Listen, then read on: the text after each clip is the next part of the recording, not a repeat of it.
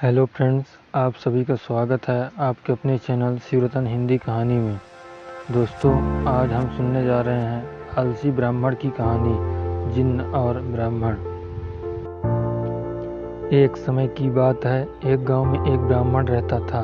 वह सुबह उठता, नहाता, पूजा करता, खाना खाता और फिर सो जाता था। उसके पास किसी भी चीज़ की कमी नहीं थी।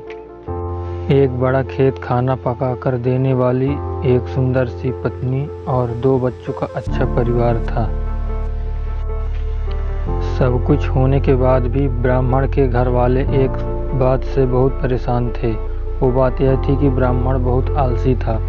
वो कोई भी काम खुद नहीं करता था और दिन भर सोता रहता था। एक दिन बच्चों का शोर सुनकर ब्राह्मण जाग गया और उसने देखा कि उसके दरवाजे पर एक साधु महाराज आए हैं।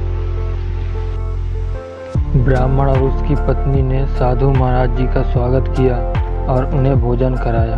भोजन के बाद ब्राह्मण ने साधु की खूब सेवा की। साधु महाराज उनकी सेवा से प्रसन्न हुए और उन्हें वरदान मांगने को कहा। ब्राह्मण ने वरदान मांगा कि मुझे कोई भी काम ना करना पड़े और मेरी जगह कोई और मेरा काम कर दे। तब साधु ने उसे वरदान में एक जिन्न देते हैं और साथ में यह भी कहते हैं कि जिन्न को हमेशा व्यस्त रखना। अगर उसे काम नहीं दिया तो वो तुम्हें खा जाएगा। वरदान पाकर ब्राह्मण मन ही मन बहुत खुश हुआ और साधु को आदर के साथ विदा किया। साधु के जाते ही वहाँ एक जिन्न प्रकट हुआ। पहले तो ब्राह्मण उसे देखकर डर जाता है, लेकिन जैसे ही वो ब्राह्मण से काम मांगता है तब ब्राह्मण का डर दूर हो जाता है और वो उसे पहला काम खेत जोतने को देता है। जिन्न वहाँ से गायब हो जाता है और ब्राह्मण की खुशी का ठिकाना नहीं रहता। कुछ ही देर में जिन्न फिर आ जाता है और बोलता है कि खेत जोत दिया, दूसरा काम दीजिए। ब्राह्मण सोचता है कि इतना बड़ा खेत इसने इतनी जल्दी कैसे जोत दिया। ब्राह्मण इतना सोच ही रहा था कि जिन्न बोलता है कि जल्दी मुझे काम बताओ, नहीं तो मैं आपको खा जाऊंगा। ब्राह्मण डर जाता है और बोलता है कि जाकर खेतों में सिंचाई करो। जिन्न फिर वहां से गायब हो जाता है और थोड़ी ही देर में फिर आ जाता है। जिन्न आकर बोलता है कि खेतों की सिंचाई हो गई, अब अगला काम बताइए। ब्राह्मण एक एक कर सभी काम बताता जाता है और जिन्न उसे चुटकियों में पूरा कर देता है। ब्राह्मण की पत्नी यह सब देख रही थी और अपने पति के आलसीपन का चिंता करने लगी। शाम होने के पहले ही जिन्न सभी काम कर देता था। सब काम करने के बाद जिन्न ब्राह्मण के पास आ जाता और बोलता कि अगला काम बताइए, नहीं तो मैं आपको खा जाऊंगा।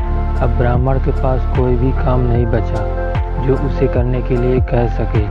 उसे चिंता होने लगी है और वह बहुत डर जाता है। जब ब्राह्मण की पत्नी अपने पति को डरा हुआ देखती है तो अपने पति को इस संकट से निकालने के बारे में सोचने लगती है।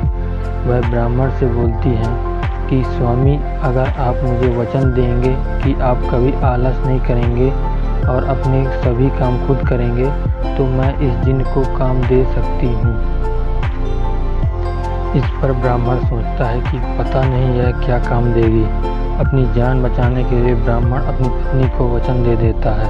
इसके बाद ब्राह्मण की पत्नी जिन्न से बोलती है कि हमारे यहाँ एक कुत्ता है, तुम जाकर उसकी पूंछ पूरी सीधी कर दो। याद रखना, उसकी पूंछ एकदम सीधी होनी चाहिए। जिन्न बोलता है कि अभी यह काम कर देता हूँ। यह बोलकर वह वहाँ से चला जाता है। लाख कोशिश के बाद भी वह कुत्ते की पूंछ सीधी नहीं कर पाता और हार मान लेता है। हारकर जिन्न ब्राह्मण के यहाँ से चला जाता है। उस दिन के बाद से ब्राह्मण अपने आलस को छोड़कर सभी काम करने लगता है और उसका परिवार खुशी खुशी रहने लगता है। तो दोस्तों, इस कहानी से क्या सीख मिलती है? हमें कभी आलस नहीं करना चाहिए। आलस करने से हम मुसीबत में फंस सकते हैं। इसलिए हमें आलस छोड़कर अपना काम खुद ही करना चाहिए।